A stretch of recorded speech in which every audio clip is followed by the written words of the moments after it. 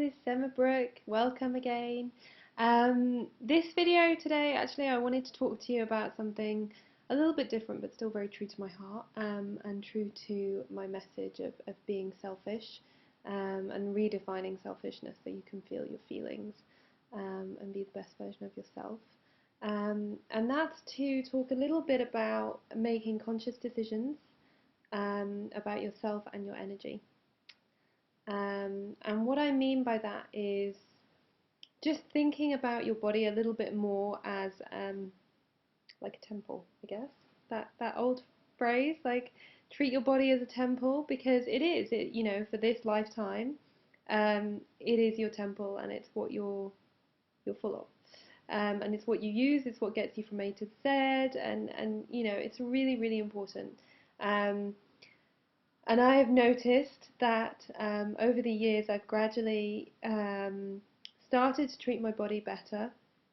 I've been doing yoga for about 11 years now, and that's been a miracle.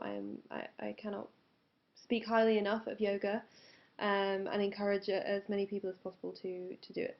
Both the physical practice, the spiritual practice, the philosophy of yoga, the whole thing, the whole practice is amazing.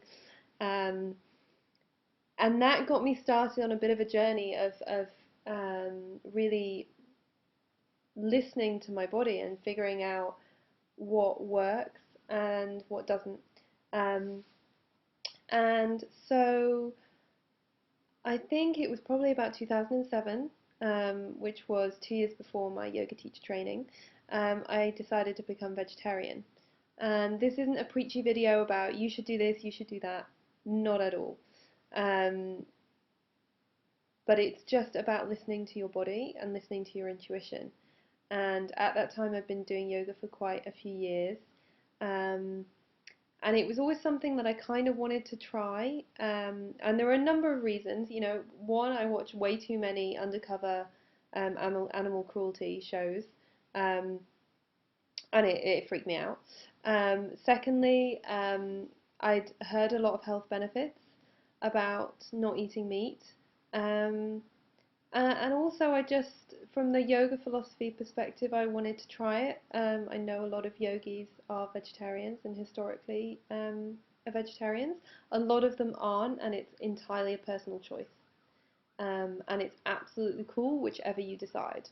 But for me, it felt like something that I wanted to do. Also, I was really fussy about meat. Like, I didn't like meat that much anyway. And if I did eat it, it had to kind of not look like it was. So if I had a whole big chicken, like a roast chicken on the table, or like a turkey, or a fish with the head and stuff, it really freaked me out. So I had to have just like slices of meat. Otherwise, I'd be like, oh, I can't do it.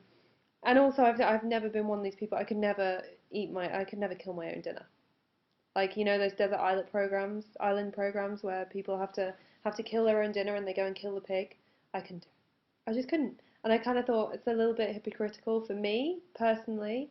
I felt I was being a little bit hypocritical, to then go buy it from the supermarket or the grocery store and eat it. So I thought, you know what, I'm going to try this. And if I don't like it, or if I crave the meat, or if I feel like my body is missing something, I will go back to it. And I still hold that view. Okay, so even though I've been vegetarian for quite a few years now, I still hold that view that if at any point my body's telling me I need to eat meat, I will eat meat. So yeah, I went vegetarian, and I started off just not eating meat. So I'd still go home at the weekend. I'd have my roast dinner. It's a really English thing, I think, apparently. But you have roast potatoes and meat and gravy and everything like together. And I just didn't have the meat. So I still had the roast potatoes cooked in the meat fat and the gravy with the meat juices in. And I just started off by not eating the meat, and then gradually I cut everything else out, and meat derivatives and things like that. And now I kind of, I don't have sweets with gelatin in and things like that. So I'm a little bit more strict. I do still eat dairy and eggs. Um, and that was quite a conscious choice for me, and I feel a lot better for doing it. So I'm just encouraging you to think about your body and listen to your body and listen to what it's telling you. And if you need to make changes, if you're feeling really sluggish, if your energy's bad, like recently I gave up caffeine and alcohol And I didn't really drink too much alcohol anyway, so that hasn't really affected me. But my God, my morning coffee has killed me not having that. For the first 3 days, I had the worst headache ever. And I was trying to work and I was just like, my head hurts. I just want to go to bed. I can't do this. I'm so tired. And that just made me realize how addicted to it I was. Like I had one cappuccino in the morning, one, and then I had a couple of cups of normal black tea, and then I switched to herbal tea for the rest of the day. But those 3 cups of caffeine just really put a lot of toxins into my body, and affected my mind and affected my energy levels. Um, so again, I was quite open with it. I was like, I'm just going to give it a go and see what happens. And if it's really bad or I feel like it's not right for my body, I'll go back. And I got through the first 3 days, and now I feel great. Like I have so much more energy. I'm so much more on an even keel. I don't have those like peaks and troughs of energy. Um, and I feel great for it. And again, each thing you do has to be right for you, and it has to be an intuitive decision and one that's right for you at the time. Um, but really do think about it. Like I didn't give this a huge amount of thought. I was meditating and I was around people that live this lifestyle, and I was like, do you know what? I want to try this. This is the right time for me to do this.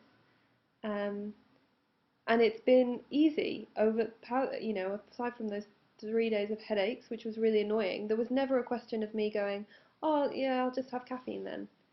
It still felt like the right decision for me, and that's what I mean by it was easy, because I knew it was the right thing to do. So even though there's difficulties and sometimes you have to push through things, um, it was the right thing and it was the right time.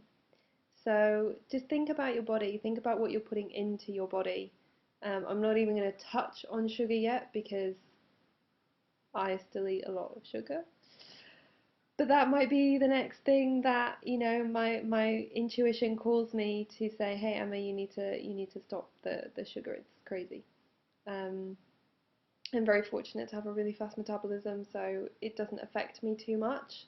But I do get highs and lows of energy, of sugar highs, which I am aware of. Um, but yeah, just take some time and be mindful of what you're putting into your body when you're eating it, thinking, is this what I really want right now? Is this what I really want to be drinking? Is this what I really want to be eating? If I could have anything in the world right now, what would it be?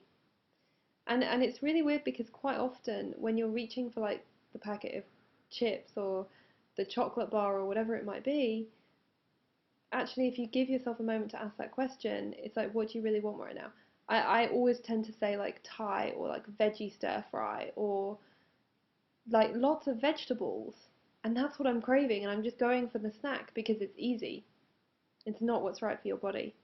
So be mindful of that, and when the time's right, maybe make some changes to what you're putting into your body, what you're fueling your body with, and the energy that you're fueling your body with, because it's really really important to setting the right tone and setting yourself up for the day and all the challenges that you're going to face. So I'm really keen to hear what you're doing to look after your body, or what you'd like to do, or what you're gonna ask the universe for support with, and I can also support you as well with that. So emmabrook.co.uk, or leave me a comment. I'd love for you to get in touch. Take care. Bye.